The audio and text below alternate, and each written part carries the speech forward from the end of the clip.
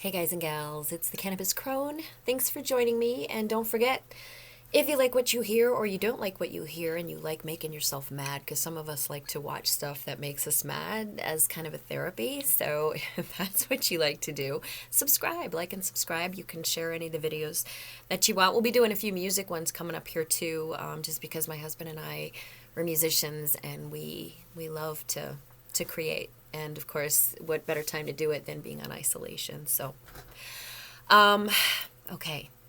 So this is going to be my story. I've been really frustrated watching what's going on, how Tara Reid is being attacked by not only politicians, because we do expect that. I mean, we know that most politicians are scumbags. That's kind of the way it is. Most of the ones that are out there, that are screwing us over as working class, yes, they're scumbags. That's all there is to it. But for them to trash a victim of sexual assault is disgusting, and it's like I myself, as a victim and a survivor and then a thriver and then an evolver, because there's stages to it, and I'll talk about that later. As someone who went through it, I am almost beyond words. I spent 22 years in victim services. As an adult, I worked with women, female victims, and children of both domestic violence and sexual assault. That was Evie. Evie, do you have a hairball? Okay, anyway, sorry about that. And I did that for most of my adult life. I advocated for women, also men, but a much smaller portion. So mostly it was women and children. And I have seen over 22 years, I'd say the women and children that I myself worked with, probably numbers in the thousands. And and I remember every single story. I remember all of them. They're here, and I'll never get rid of them. Um, and it still causes me to lose sleep at night. Some of the stories, especially the stories that dealt with historical trauma, because that is an issue in this area that is so prevalent and so tragic. And just the stories that I heard about what went on in the boarding schools, things that most of, you know, um, the more affluent PTAers probably don't even know about. Um, so anyway, women have always been victimized in this society. Native women, as late as the mid-70s, were still being sterilized against their will at state hospitals, and it was still okay. They had no recourse. It was legal for doctors to do that if they just decided, we don't think this woman should have kids. So let's just take her uterus while she's in here for an appendicitis or something. I mean, it was, and we were okay with that. These were American citizens. These were the indigenous, the first people in this nation. We're the visitors. They were here first, and we were doing that as late as the mid-70s. So I was alive. That's crazy to me. I don't know if that makes you crazy, but it affects me when I hear that. It's and read, do your research. If you've lived in an area, I grew up in a lily white community on the East Coast, and I educated, I researched myself because I was interested. I mean, the way we were taught in school, when they talked about Native peoples, they made it sound like it was this, they're no longer around. It was some, they're an extinct tribe, but once they lived. I mean, it was, I never knew that there were reservations. Not when I was in grammar and middle school. I didn't know that. I didn't know anything about the culture and the history of indigenous people, because public school really let me down on that front and let everybody else down. So I had to do my own research. And the reason I started doing it was because I moved to Minnesota and found myself living in a community between three Indian reservations. And so when I was in the victim services, I dealt a lot with the tribes as well. So When I was 9 years old, I was molested by, sorry, I'm just going to get right into it. This is my story. I'm going to tell my story because I used to do this when I educated law enforcement, judges, doctors, nurses, the whole kit and caboodle, all the people, all the education and outreach that I did. I started out by telling my story because I wanted people to understand the cause and effect of sexual violence. When I was 9 years old, I was molested by a neighbor, by a family neighbor. Lived right next door. He had horses. He had a barn full of kittens. I mean, it was perfect. It was the perfect trap. And I was not his only victim. I remember going into the barn, and he was there. Oh, by the way, he was a affluent white Christian man. Okay, so anyway, went into the barn that day, and I happened to be in the stall, and I was brushing one of the horses. Her name was Jill. She was Part Clydesdale, beautiful horse, very furry, and it was spring, so they were shedding, and I was brushing her in the stall, and he came up behind me, and I was in the stall, looking forward. The horse was here, I was doing this, brushing her, and all of a sudden he came up behind me and put his hands on my chest. Now, of course, at the time I was as flat as a board. I was only 9 years old, and 8, 9 years old, right around that time. And so anyway, he came up behind me, pushed me up against the stall, and started rubbing himself against me and making the most disgusting sounds. And my memory was kind of, everything went into my hands. Like when a child is being molested or abused, many times there's that out-of-body experience where their fragile psyche actually helps them by just letting them go somewhere else so that the trauma's not happening to them, and that's what happened to me. But it went into my hands. It's hard to describe. I had my hands on the wood of the stall, and the wood was very warped because horses like to curb and chew on the wood. So I had it was digging. The splinters were digging into my fingers, and I couldn't unclench my fists, and I just kept concentrating on them. And I just wanted him to stop. All I could think of was, this isn't right. This isn't right. I did not know what was going on. I was relatively innocent at that age. And so finally he stopped and backed away. And as soon as that happened, it was like, have you ever seen a rabbit just dart? I mean, that was me. I just darted out of there. And as I was running out the door, he said, "You better run home. You've been a really bad girl." And so at that moment, and he knew exactly what to say because I wasn't his only victim. That's exactly what you tell a child, because then they blame themselves. They internalized it, which I did. I can tell you that the sky never looked quite blue again. It's hard to describe. As I ran out the barn, the sky looked different than it did when I had gone into the barn. In fact, the whole world looked different. He stole something from me, something major. In fact, quite a few things. So that affected me. It affected the way I looked at my father and my brother, who both, I grew up with such wonderful male role models in my family, and yet that son of a bitch, by molesting my 9-year-old little body, he made me doubt men. And I began to think there were monsters in every single man. And that for some reason, I brought out the monsters. So it was my fault. And I could very well bring out that monster in my father or my brother. And I had to be so careful. And what 8, 9-year-olds should be thinking those things?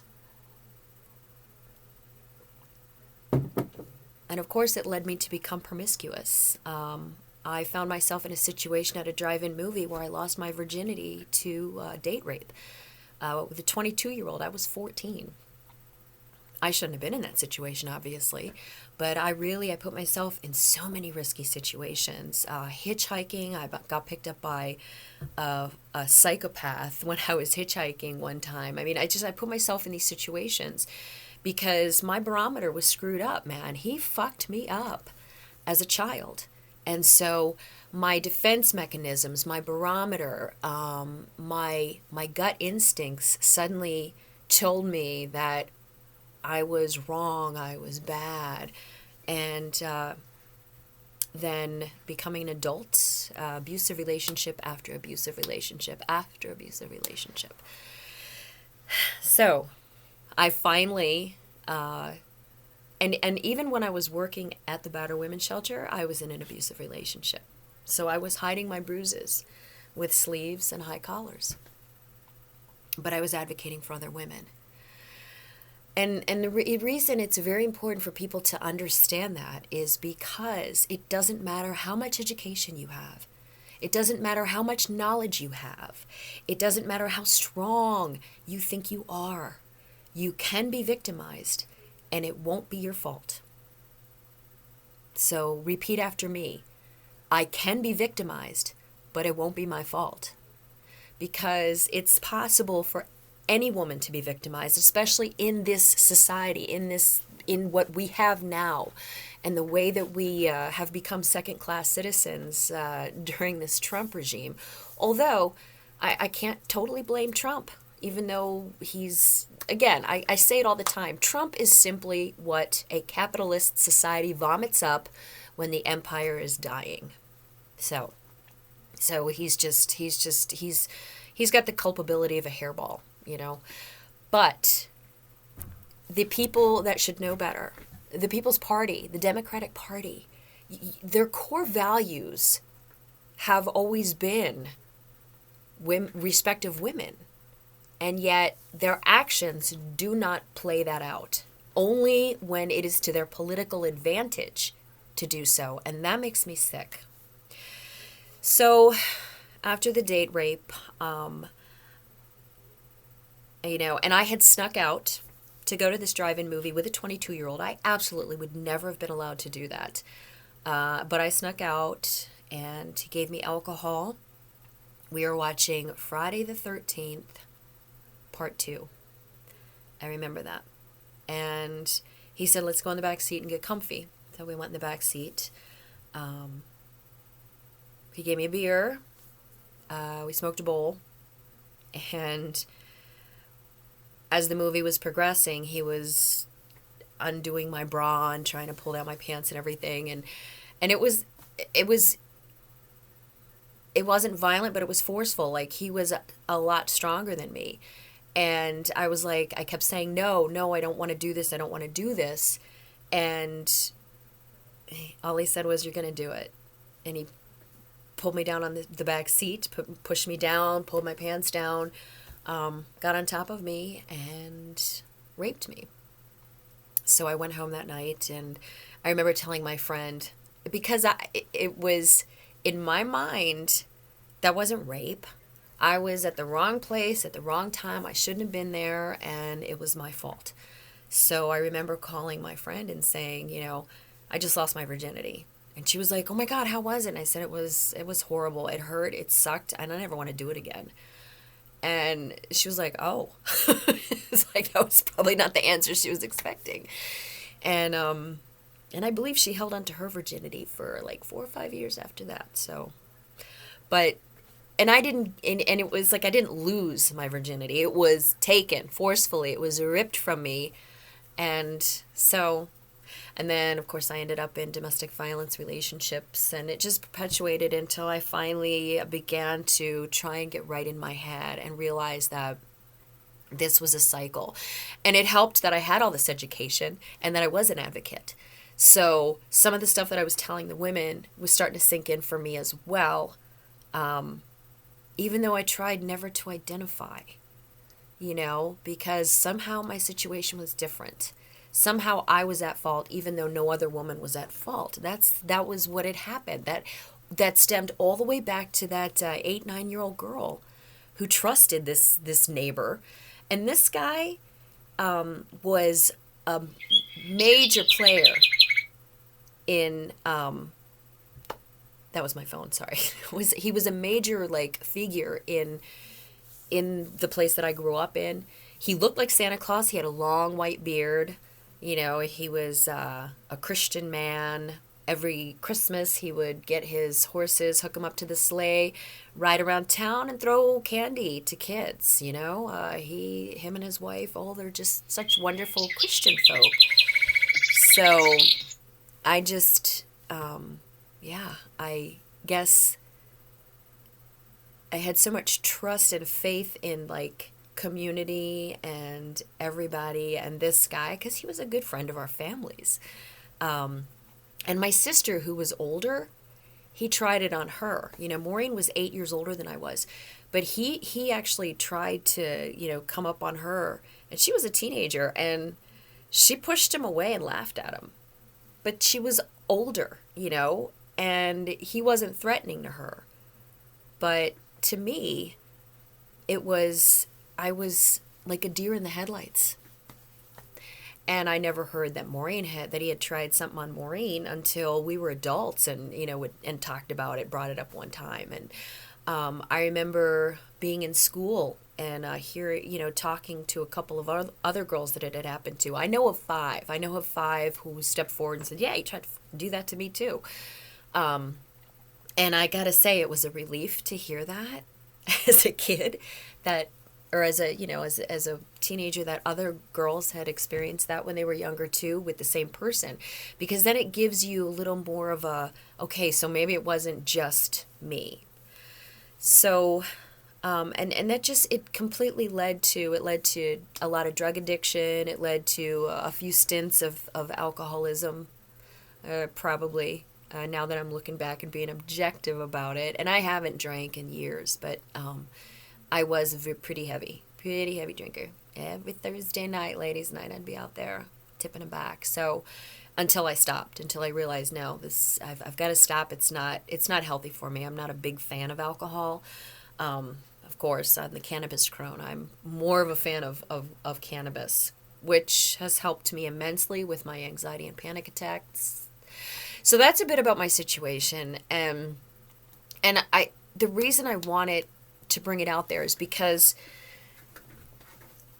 when a woman comes forward, okay, if she comes forward, and it's really hard because we don't want to come forward. The first thing that I felt was shame and blame and shame, the two that go hand in hand together. And that's what I felt. And so I wasn't going to say anything to anyone when I was a child.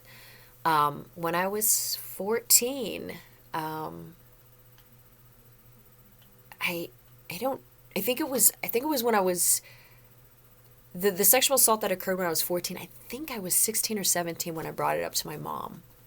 And my mom, I know she didn't realize the impact of her words, but what she said was, well, what did you expect? You snuck out of the house. I mean, that was her thing. And it was like, that's not something you can tell. Because then it made me internalize it again. Well, she's right. I snuck out of the house. I was in the wrong place at the wrong time. I wasn't supposed to be drinking because I wasn't legal drinking age. So I did all these things wrong. I guess that was my punishment. And so this is what happens when you victim shame, when you ask a woman, well, why didn't you come forward and report it right away? Why didn't you do this? Why didn't you do that? Nobody's asking Joe Biden, why did you put your finger in her vagina, which is a sexual assault. That is rape. Anytime you penetrate a woman, I mean, that's the legal definition. You penetrate her vagina with anything, any object, hand, your penis, a bottle, whatever. And I've heard it all. Again, I was in victim services. I listened to women's stories with a poker face. Because when you're dealing with someone at that time, you need someone who's going to sit across from you and listen to your story matter-of-factly and nod in the right places, but not show any emotion. Because as soon as you say, oh my God, you're going to shut that woman down. You're going to shut her down because she will think, oh my God, this person's freaking out, this must be horrible, and it must be somehow my fault. You have to really be careful and keep that poker face when you're working with women and with victims. But I guess the bottom line, the reason I wanted to tell my story is let people know that this shit is real.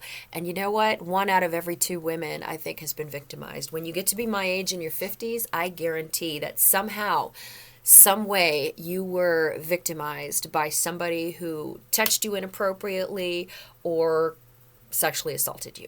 But somehow, as a woman, I am saying now, because it used to be, the stats used to be 1 in 4. I think it's a 1 in 2. But the reason I told my story, again, I want people to know that this happens. This happens. And for me, it's not shameful anymore. I worked, this is what I did for a living. I told people my story. So, I've been able to compartmentalize a lot of things, but every once in a while, I will still maybe when I'm done with this podcast, I'll go out and I'll sit and I'll start watching some TV or something with Andy, and it might hit me. I might get, I never know. I never know. It was like I would give 20 seminars or trainings, and maybe 2 times out of that I'd get smacked with my PTSD, which would mean, I have to be in a safe place for a couple of days and sit back and relax and try not to stress and be good to myself, because when PTSD strikes, it's real. It's real. You are reliving it. You're not just thinking about it. You're not just thinking about something that happened in the past. Your body's reacting to it the same exact way that you reacted to it, 40 years ago. And that's not healthy. It's that fight or flight, whatever, response that where the adrenaline floods your body.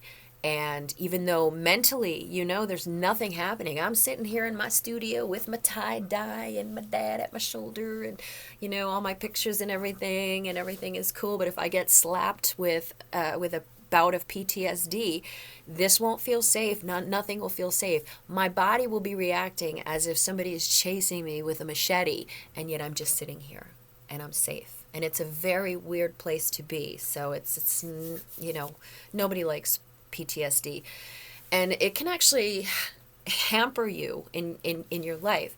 Now, with the situation of Joe Biden, I want everybody to remember that Joe Biden was this career politician, okay, and he was mover and a shaker and doing all this stuff.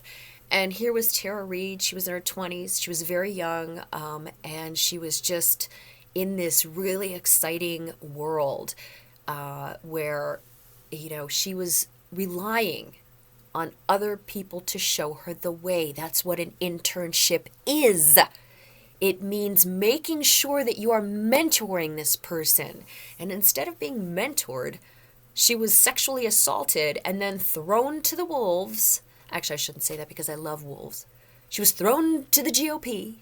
She was thrown to the, whatever.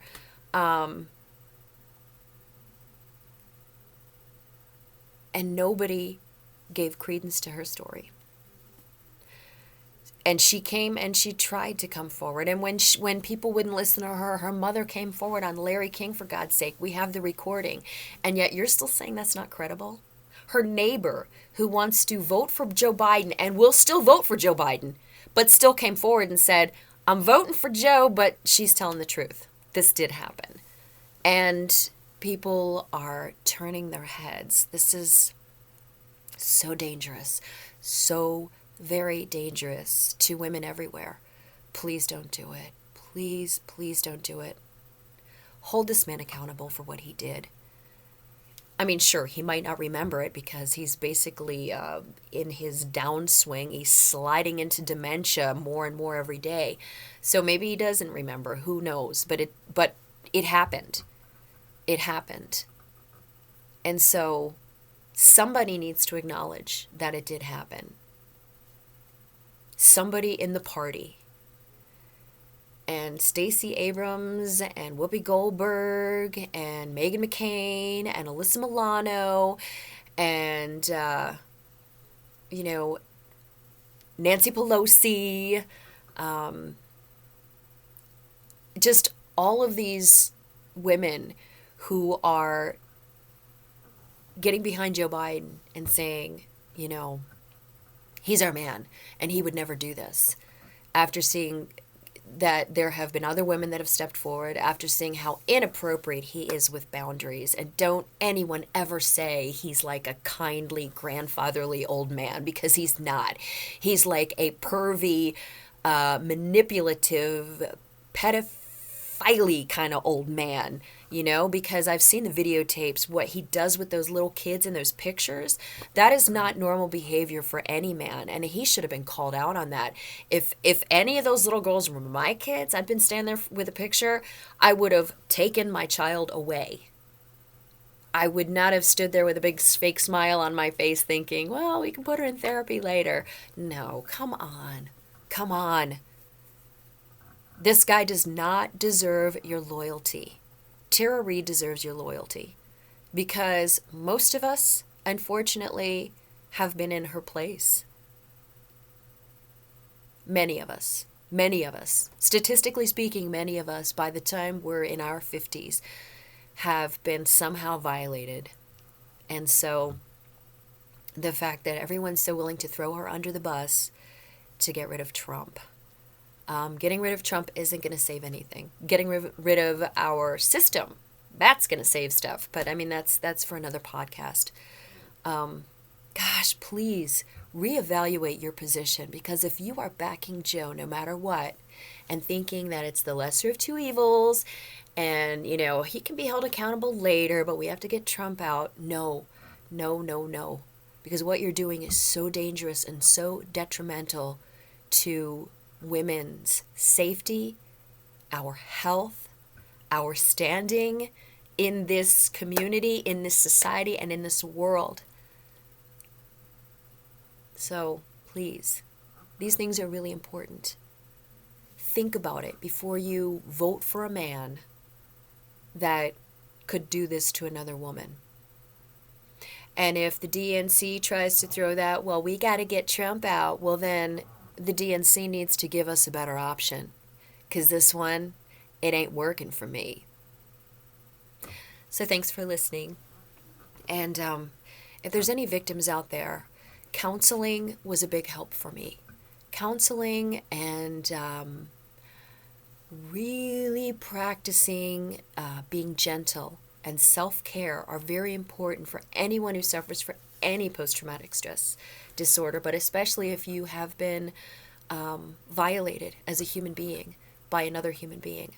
It's really important to do that gentle self-care. Find out what makes you feel safe. Sometimes it's a bubble bath with, opera playing in the background. Sometimes, I know that for me it's a walk in the woods where I know I'm not going to run into another human being.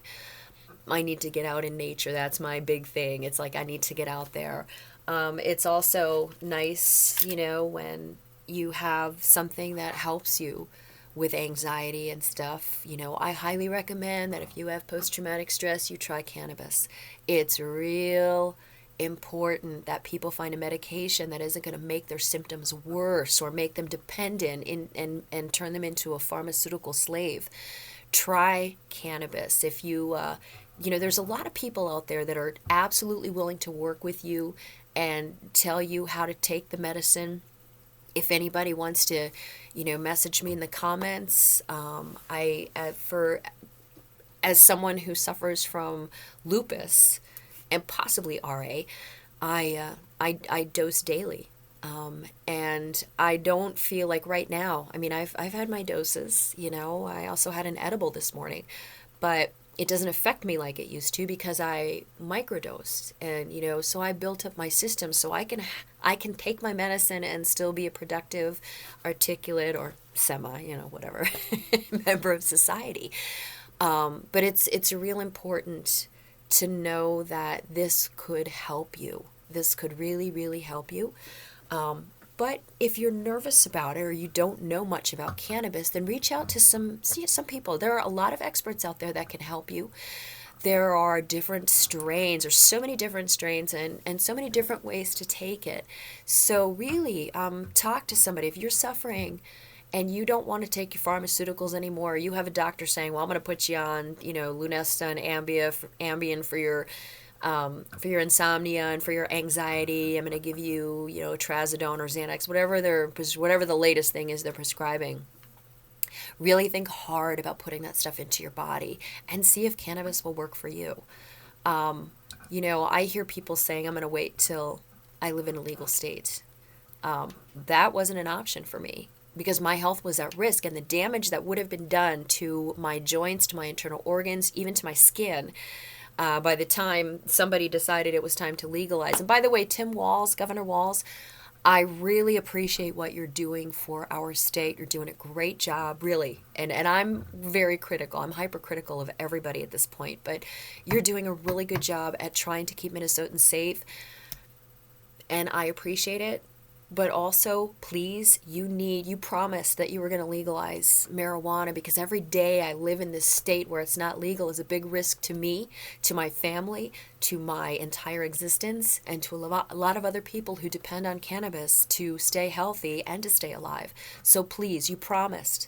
Please do something. Do something about it. I know you're busy, but man, start getting that legislation ready. That's why you have interns. Get it ready, please. Talk to NORML and get their input.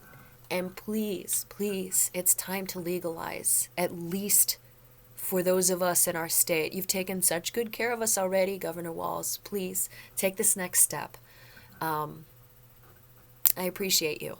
So please, because people like me, we're at risk.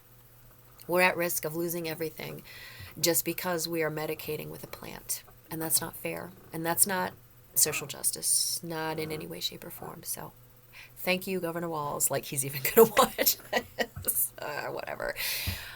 So anyway, that's my story, part of it. There's a lot more, and it's very involved. And there are some things that I don't tell, and I won't. And that's okay, because that's the difference between secret and private. And that's something else that, children realize, is that, my perpetrator when I was 9, he wanted me to be quiet. So he turned that into a secret. And secrets fester, secrets cause cancer, secrets ruin relationships, and secrets cause death by suicide. Okay? But you can take what was once a secret, you can, go to therapy or, do some soul searching, join up with some groups of sexual survivors, tell your story, and take it from being secret to private. Because private means that you're keeping it to yourself, but it's not festering, because you've already told the story and you know that it wasn't your fault, but you're a private person, and that's okay. So take that awful, horrible secret, tell your story, let it out to the universe, and then you can put it in your private. But you do have to tell it at least once to one person that you can trust, because if you leave it in there, it turns into a toxin. So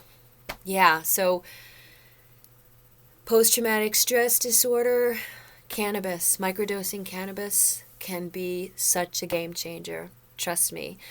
And there are so many women's organizations out there that can help you. Not part of Time's Up or the Me Too movement, fuck them, but there are many.